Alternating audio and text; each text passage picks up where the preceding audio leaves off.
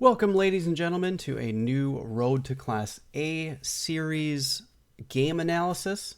I am playing Jim Coons in round 3 of the early summer Swiss. This game was played back on June 19th of 2024. As always, if you do like this type of video, please make sure you like and share. It helps me out a lot. It shows me you like this type of content, and I'm really happy to share my journey. I like to share all the losses. I like to share the wins, so we get successes and we learn from our losses, so everybody can improve. And that way I kind of try to go through these games and show you what my thought process is, what I've learned from the game, so that way hopefully it can help you guys as well. Okay, so I've played Jim Coons many times, and I haven't pulled a win from him for a very long time. So I'm hoping that this game that we can make a change. Now, Jim Coons likes to play, he uses a lot of engine analysis in his openings, and at the time of this game, he is 1722 and I am 1643, as the published ratings would dictate. And for me, it's time to play a Dutch. He plays D4 and I played F5, and I haven't played Dutch in a while, and it's time to kind of dive in and start playing the Dutch. And this is going to be my main opening against anything other than E4 moving forward. So we're going to see a few Dutches, and things are changing in my opening repertoire.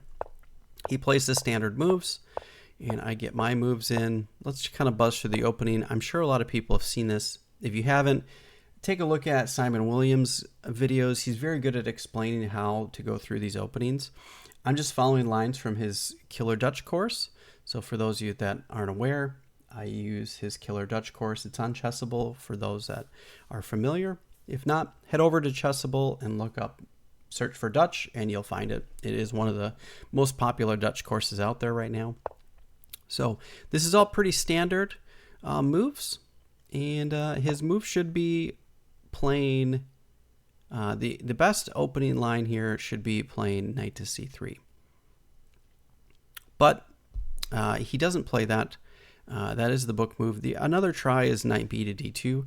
So he's played a little bit of a goofy move order, but he played this move instead, and this is where I deviate from my opening prep. So at this point, I'm not expecting that, because he's expecting me to trade off the knight, and that's exactly what I want to do. I want to get this strong knight off the board, and I want to either get his queen here or this pawn here, and that's pretty much equalizing for black if that occurs. He didn't allow that to happen. He tried this different goofy move. The problem with this move is that this pawn is stuck. It can't move for a while, and if you want to, you have to move this bishop. So he has no desire to move this, and this indicates to me that he wants to play a slower game. And it is very odd. I think he's trying to mix things up. He's trying to get me out of my book, which is true. I'm out of book at this point. But right now, I don't think it really matters much, and I think it's not really that fighting of a move. So I have some other options, which you can see here. My idea is to bring my knight out to b4 and attack the queen, and now I will have these two strong knights. Now he plays knight to c3, and at this point in the game, I get everything I wanted out of the opening and more, because now he's got this goofy placed bishop, and he should have probably either just kept it back and not developed it, which is probably the best option, or moved it to here. But here is a goofy spot, so it's best to just leave it back, unless you're planning on trading it off, of course.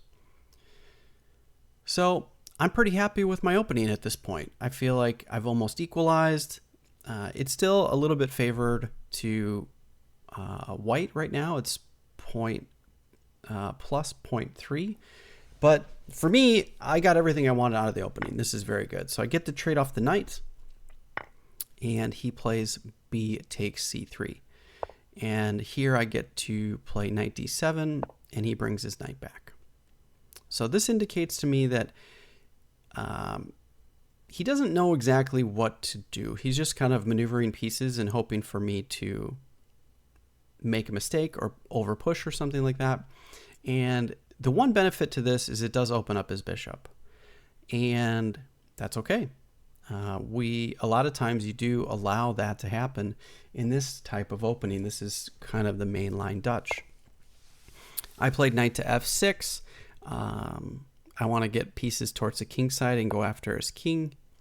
He now gets his bishop out of the way of that pawn, so now it's clear that he wants to play e5 or e4. And that's okay. I'm going to go after his pieces, and we get this here. And I've got a bunch of arrows here.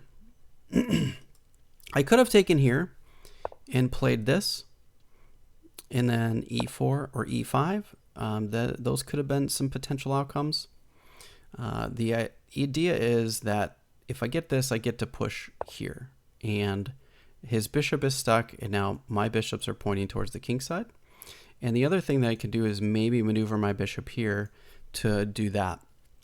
That is one scenario that I thought of. I didn't like that. I thought this was going to be a little bit better because I am considering actually pushing here and going for more of a stone wall type of setup. Now, the idea is to kind of pile up on this pawn, I think. And this would be probably the best way for counterplay for white. Also trying to push for e5. Now he piled up on the b file, and I played rook to b8, and you can see I considered this. I considered playing rook to a7. I think overall it gets out of the tactics against a8 and a5 later. I'm kind of being a bit nitpicky with my analysis here because I know what happens in a little bit with some tactics against b8. So that's a little bit of foreshadowing for those of you that are kind of paying attention. You can expect that there's going to be some tactics against this rook that's actually undefended right now. He plays f4, and I did expect him. I did see this move, and I did expect it because of his lack of understanding in the Dutch. And it's okay. It's a move. But positionally, I don't think it's the right way to go. I think you have to go with e4 and go for this. And d5. I think this is a better way to go, and you get a lock center, even though your bishop's out, but it's going to be his bad bishop versus my kind of bad bishop. And I think he can still kind of move his rooks and move this over and kind of get some queenside play. I think that's still a better way to go. So this f4 move was really weird because he doesn't want me to push. And positionally, I understand why he did this, but I think it's a poor way to go. b6, bishop c6, and I thought, okay, well, if you're going to let me trade off your really good bishop, I'm okay with that. And he did that. And now he pushed e4. And I expected this as well. I kind of saw a lot of his plans, and I thought, well, he's hoping that I trade so he gets this really strong knight. And I'm probably not inclined to do that. And I'm okay with this. I have some notes here. My calculation has been working really well. This is the most optimal position for me to come out of a Dutch, so I don't think I'm at least even. And if I'm looking at the evaluation, it's plus 0.3 at this point, so I'm doing pretty well. The engine's like having space, and white has a ton of space, so I think that's it. I said if I can break at least 1 point open on the dark squares, I think I have a bishop that can become stronger than his knight. So this is the imbalance that we have here. Everything else kind of being equal. If I can break through, my bishop can be very good. So I thought, well, let's protect that pawn one more time. He played d5, and he wants to blow things up, which to me I think is kind of an odd thing to do because it's going to unleash my bishop eventually. But I think his idea was to keep all of my pawns on dark squares, which kind of makes sense. We have a couple of trades. He plays knight to b3. and you can kind of see my ideas here. So I played king to h8. I think it shows and I mark this as, I think this is one of the inaccuracies in my game. I think I maybe had a better option of playing something like a4 because of this next tactic that he has. And I did mark this as my feeling was to get all of my pieces on the G file. I would move my king over, and to be honest with you, I completely missed this tactic here of him being able to win this pawn and bring his knight in here. And so a better move would have been a4 for sure, and then going from there. I still can't, he can still come here, but at least I don't lose a pawn. I could have played rook b to f8. Any rook move off the b file would have worked too, I think. And then also I could have brought my rook back and then played for trying to get on the g file later. Those were some options that I had saw, but none of that happened. I moved, and I did miss this. So, but it does give me a whole bunch of activity, and I allow him to get his knight in, and I lock the position down with e4. And the nice thing about this is now I have a passed pawn, and that's something that he always has to deal with, and it's an extreme weakness. I play rook f to g6 and h1. And at this point, I feel as though the game is starting to turn in my favor because I've got all of these pieces starting to point towards the king side. And it won't take long for me to get my queen over here very quickly. If he wants to trade this off, I'm happy for that because I think it's beneficial for me. My bishop's not doing a lot, and his knight's, though it's in my position and in a great outpost, it's really not doing anything. It doesn't really offer him any... I expected this type of line, but that knight really isn't doing anything in my position, even though it's in there. Even if it was here, it's not doing anything. So this knight is almost useless, even though it's got such a great square. And at this point, I believe I have a whole lot of counterplay. Okay, rook to e3. He's starting to try to protect all of his weak pawns here. Rook to g4. I'm kind of stopping things from changing. He's gaining some space on the queen side. This was a surprising move to me. Perhaps he didn't see the ideas that I had, because I want to bring my queen here and then up over here and then march this pawn, right? These are some ideas. So queen to e8, rook to b1. He's trying to make some counterplay on the queen side. Queen to h5. The engine doesn't like my moves here, but these are very logical moves to make. And that's okay. He wants to... I still have a lot of counterplay here. I just took. I like this better because now I have two passers. And that's something he has to deal with.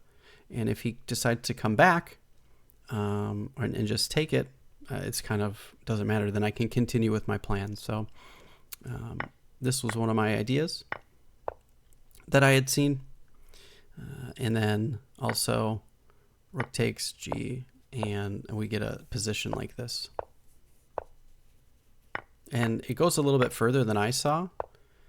And then this is really tough to deal with for black, or for white. He didn't opt for that. He came here, and I thought, oh, okay, well, he kind of stopped my ideas now. And I will admit I did kind of miss this. I kind of played it pretty quickly here. And that's okay. So I let this kind of take, and I thought, well, now I have to change gears, but I have these two passed pawns. So I saw a lot of ideas here. One of my ideas was queen to e8, and then I thought we would get some sort of scenario like this, right? And I think this is okay.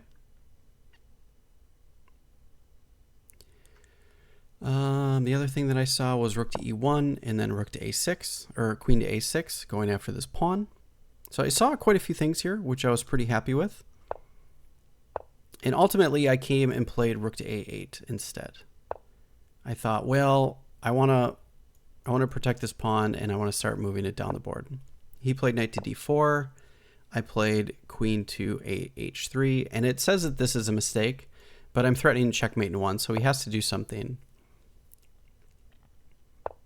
And he stops it with rook to e1. I played a4, knight to b5, a3. He takes, and I saw him taking here, and I was expecting him just to sack the knight, but he didn't do that.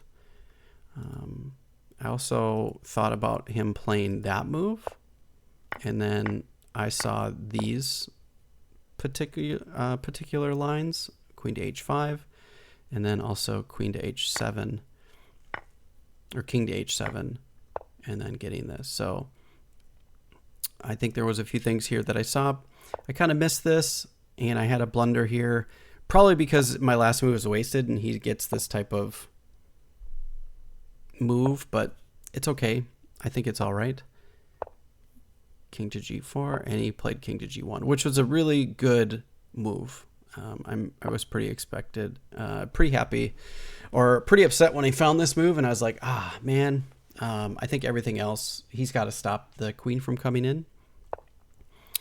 And f3, queen to f3, I brought my queen in, and now I'm getting all this type of counterplay because my king is now in the mix. Get that pawn, we trade, and now I've got two passers. And he played queen to a1. And here I thought this is most certainly the critical position. I have to be careful here because he's got this pin. And the idea is, do I take the queen, or do I play queen to b1 or queen to b2 and let him trade and force the trade? So you guys pause the video and see if you can figure out what I did. I took the queen. I think this option is the best. I think if you play here, you get this passer, but it's easy for him to stop it by playing that. I saw this, and I didn't like it. I also saw this, and then he's got this passer, and I didn't like that either. So I thought this was the best option. I was kind of surprised that he made this move because I thought for sure he would play c5, and then we would get this scenario, and then I'm up pieces. But I think he was trying to generate some sort of play, and it shows that this is a blunder, but I don't know.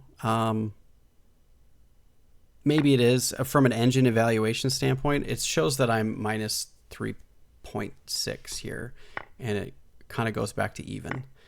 But he has to play all this. So there's all these kind of tricks here, and the game goes on for like another 20 moves. So I'm going to kind of buzz through it because I don't think a lot of it's relevant. If you look here, I'm up a pawn, and I think it's really tough for him. I'm kind of surprised he didn't take the pawn. This was his last mistake, and I think if he did this, then it's probably a draw. And it would have been, it's still going to be tough to stop these two pawns, but it's really hard. He didn't do that, so I kept the pawn, and now I believe I'm winning, and we kind of maneuver around, and I kind of get my king in place to get my king in front of my pawns so I can't start pushing them. And we get this nice scenario here, and at this point he resigned. So and this is like a 70 move game, so I get my first win. He resigned here, and I believe he was in yeah, right here he had under 4 minutes and I had 15. So it would have been really tough for him to try to draw this, but it's -6 right now, so it's really tough for him to deal with. But if you like this video, please like and share. So my first time beating Coons, I'm excited. So this was really nice in my Road to Class A series. This is a big win for me, and it's a good turning point in my chess and my confidence. So We see some new games coming up very soon, so stay tuned for those. Thanks for watching, everyone, and have a great day.